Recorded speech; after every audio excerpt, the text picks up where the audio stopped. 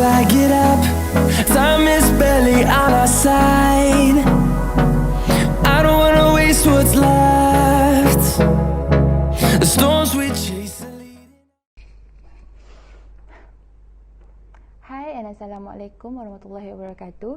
My name is Umi Nisha Izzati binti Muhammad Zamzuri and my metric number is S47364. I'm a student from Technology Maritime. So the introduction of La-Grande Hydro Station is La-Grande Dam is a hydroelectric dam on the Nisqually River on the border of Peace Country and Thurston Country of Washington. The run-off river power plant made of 640,000 meter cube of concrete and was built with the help of 6,000 of workers. La-Grande 1 is the last of 9 facilities in the complex to harness the power of La-Grande River before it empties into James Bay. On March 2002, Hydrocubic Distribution put out first call for electrical supply tender with delivery start in 2006. Hydrocubic Distribution estimated by the year it will require 1,200 megawatts to meet the energy of its Quebec customer. Picture 1 shows the border of Nisqually River, while picture 2 show La Forget to Generating Station, and the last picture show the Sainte Margaret Tree Dam. That's all from me. Thank you. Bismillahirrahmanirrahim. Assalamualaikum warahmatullahi wabarakatuh. My name is Muhammad Amin Mulfi bin Muhtar. My metric number S48806. So now I want to present to you about the advantages and disadvantages of the La-Grande. So first, I want to present about the advantages first. At first, provide the city government economic growth, schools, healthcare, hunting and fishing right with significant institutional frameworks. And then hydropower provide more than half of the electrical power of the country. Then so much electricity is generated by rushing water and it is done without polluting the environment. And then it's make a lot of money from the project because it was sold to business, ordinary homeowners, basically everyone in the province. And then the last one is it also employs so many people. And then we go to the disadvantages. Hydro project damaged a lot of the communities. And then there was mercury poisoning to the water. And then the result is an increase in fish mercury levels for a period ranging from 10 to 35 years, depending on the fish species and reservoir characteristic. And then it flooded 11,500 kilometers of wilderness land that was home to the James Bakery and Inuit. As well, the area around the project is subject to tremors near the dams because of a shift in the layers of rock in the artificial river.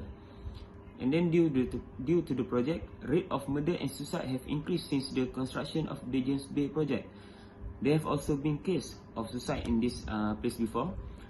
And then the last one is alcoholism are also prevalent in Cree and Inuit society, a result of their entrance into modern society.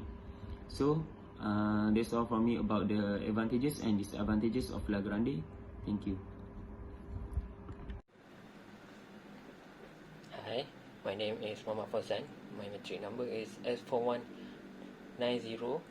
I will talk about the installation of La-Grande hydropower plant. For installation, there is 2 phases of installation for hydropower plant. For phase 1, the period of construction of the first phase of the project covered about 40 years. By 1986, the largest power station and reservoirs on the La-Grande were mostly completed, including Robert Bourassa, originally named by La-Grande 2, La-Grande 3 and La-Grande 4 generating station, with an installation capacity of 10,800 megawatt and 5 reservoirs covering an area of 11,300 kilometer. The Eastmain and Canapisco River diversion each added about 800 meter per cubic per second of water La-Grande River.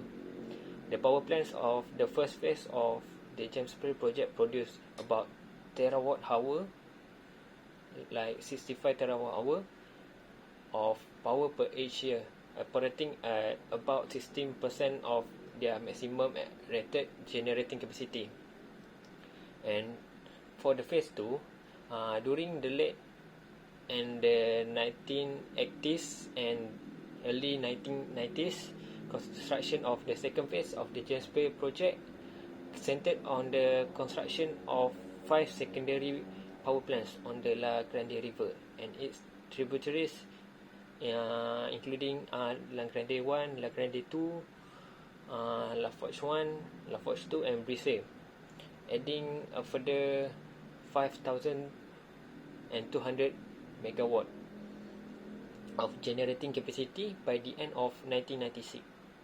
3 new reservoirs covering an area of 1,600 km were created, including La-Forge 1 reservoir covering 1,288 km. The generating plants of this second phase of the project produced about 18.9 terawatt-hour of power per year, operating at between 60% and 70% of their maximum rated generating capacity. That's it for installation.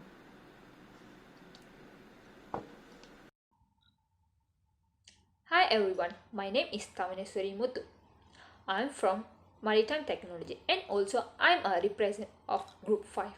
Today, I would like to talk about the application of hydropower. Before that, let me explain what is hydropower. So, hydropower is a renewable energy that converts from kinetical energy to electrical energy. There are 3 applications in this hydropower. First of all, gristmill, trumpet and sawmill. Okay, gristmill. Gristmill, a technology is used by the hydropower system to grill the grains.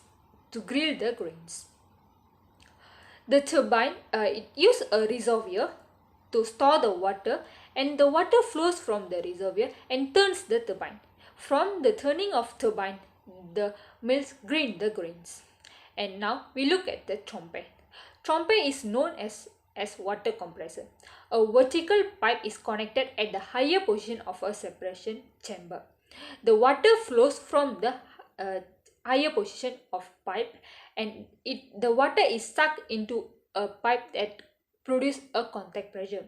From there, the compressor pressure produces the power source. Third is sawmills. Sawmills use a mechanical power to run the sawmills. It produces through the water wheel. When the water wheel is turned with the flow of water, the wheel is turned and it rotates at the circular motion, and the saw blade that connected to the circular motion saw the mills. This is the application of the hydropower. Thank you. Assalamualaikum warahmatullahi wabarakatuh. My name is Muhammad Azhar bin Abu Bakar. I would like to present about conclusion of La-Grande Dam. First, in terms of in aquatic environment, erosion and sedimentation event must be measured with the greatest possible precision, as must any required remedial action.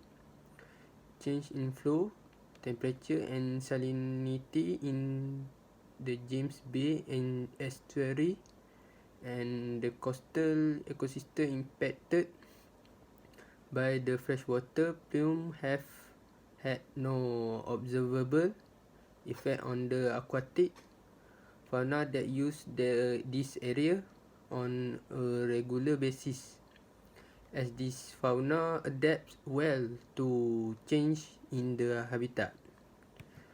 Next, we go to in terms of human impact. The construction of large reservoir resulted in the loss of large area used by group of cree hunters. In addition, the high mercury content of certain species of fish further limited the quantity of wildlife resources that could be harvested on some track lines. This factor, as well as the shift in the flow of many rivers and the creation on the road system, have let the crew follow new ways of travelling and collecting wildlife resources. At the same time, however, the construction of the road system has greatly led to a more even distribution of wildlife harvesting in the territory. And lastly, in terms of mercury and health, mercury toxicity is not inherently related to the flooding of the reservoir. There is some health danger to the major consumer of fish, irrespective of the place of origin of the fish. However, this risk can be regulated if it is adequately recognized by the authorities and consumer. That's all from me. Thank you.